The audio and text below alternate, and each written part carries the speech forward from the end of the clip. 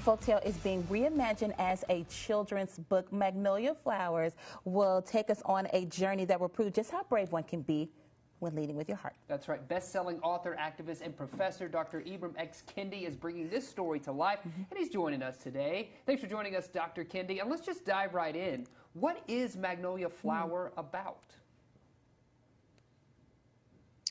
So Magnolia Flower is a love story, and it's a love story told by a river, this mighty river, to a dancing brook. This brook asked this river to tell them a love story, and the river is like, okay, I'll tell you a love story, and tells the story of an Afro-Indigenous girl named Magnolia Flower who is striving to be in love. Aren't we all? Aren't we all? So this story was originally published by Zora Neale Hurston. Right. And I'm curious, what was it about this story that made you want to reimagine the story as a children's book? So I think that there were so many different things. I think just the characters, those characters from the natural world, you know, like the river and the brook. But then also Magnolia Flower, her father fled slavery. Her mother fled the Trail of Tears when Native people were forced off their land. And but it's a love story and it's a joyful story. So what happens is it allows children to potentially ask questions about a topic that they may not know about. And so to me, it's sort of so layered in that way. And I think it can be a great introduction to U.S. history for young children in a sort of a joyful and loving way.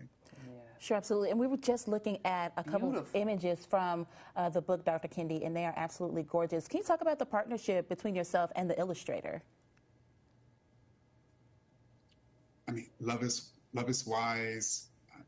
They illustrated the book, and I mean, it's really artistry.